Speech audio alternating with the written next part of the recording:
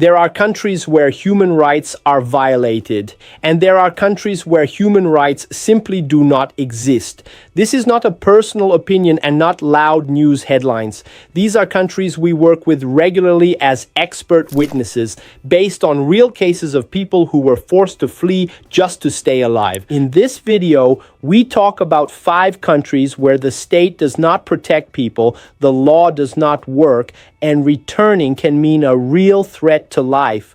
We move step by step from more mild forms of injustice to complete collapse, where a person is left alone with violence. And if you think people flee just for a better life, you are wrong.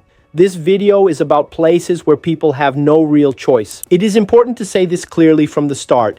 Everything we talk about here comes from real situations that people bring to courts right now.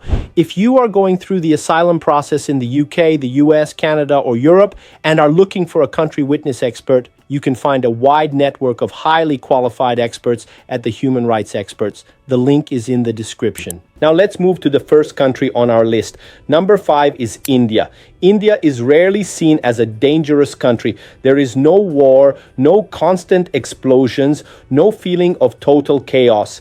But in our work, it appears again and again as a place where people can fall into a serious trap. We see many real cases of labor exploitation. People work without contracts, without clear pay, without days off. Employers can refuse to pay, threaten workers, or use violence, and the person does not know where to go. On paper, you can complain. In reality, it changes nothing. The law exists in India, but mostly on paper. If you are poor, dependent on your job, or have no connections, the police usually do not intervene. Courts are slow, expensive, and almost impossible to access. For weak people, the system simply does not work. So we see a very dangerous situation. A person is not in prison, no one holds them at gunpoint, but they have no real rights, no protection, and no way out. That is why India takes the 5th place on our list. The next country is Iraq. And here the level of danger is much higher. In Iraq, people are not always persecuted for politics or protests. Sometimes it is enough to have a personal story, a relationship, a family conflict, or someone deciding that you damage their honor. So-called honor crimes are not about culture. They are a tool of violence and control, a way to remove someone with almost no punishment. And everything becomes much worse if the family you are in conflict with is connected to power or local elites. At that point, the system switches off. Police do not help. Complaints disappear. Courts stay silent. Sometimes the same people who should protect you are on the other side. The most frightening part is that the threat does not disappear with time. People can be hunted for years. In this system, honor has no time limit. That is why Iraq takes 4th place. The 3rd country is Albania, and it shocks many people. Albania is often seen as a normal European country. That is why the violence there stays hidden for a long time. Albania is one of the main sources of human trafficking in Europe, especially in the north of the country. There we see debt bondage, labor exploitation, and transnational criminal networks that work far beyond Albania itself.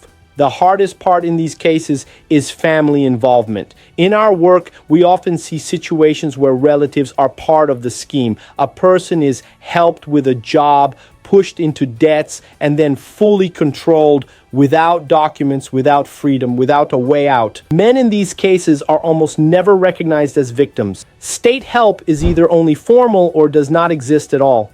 And once someone has already been trapped in this system, the risk of falling back into slavery is very high. That is why Albania is number 3. Second place is Afghanistan. Here we are no longer talking about partial risk, but about total control. After 2021, there was no real amnesty in Afghanistan. Instead, there are lists and biometric databases that allow the Taliban to track people. The danger is not only for fighters or activists. Relatives of resistance members, ethnic minorities, and even people who left the country and returned are at risk.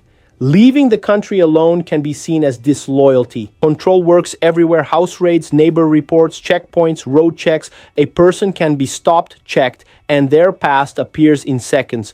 Most importantly, there is nowhere to hide inside the country.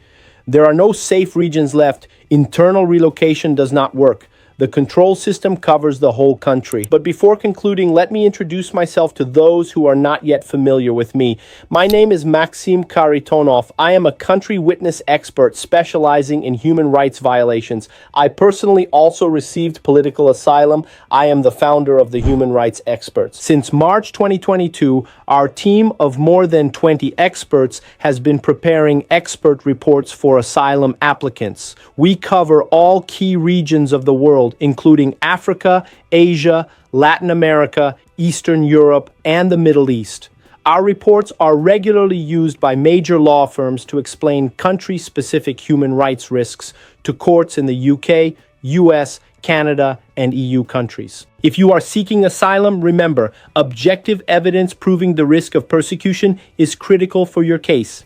Hire an expert witness via the link in the description below. And now we come to number 1, Somalia. In Somalia, the idea of a functioning state barely exists. Terror has become a system. The group Al-Shabaab controls large territories and hunts people it sees as enemies. Humanitarian workers, staff of international organizations, and vulnerable minorities without strong clan protection are at the highest risk. Sometimes one fact is enough: working with foreigners or belonging to the wrong clan, and the decision is made. It is important to understand leaving Somalia does not always mean safety. The threat can follow people for years.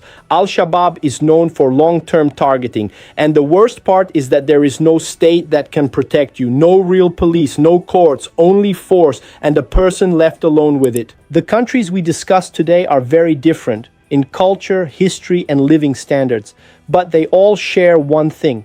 The idea of human rights does not work there. The law either exists only on paper or protects the powerful, not ordinary people. The state does not help. It is either indifferent or part of the threat. People flee these countries not because they want more comfort or a better life. They flee because staying is dangerous. Because at some point, you understand that no one will protect you. Not the police, not the courts, not the system. And this is not history. This is happening right now, every day. The only reason some of these people are alive today is because they managed to leave. Many others did not.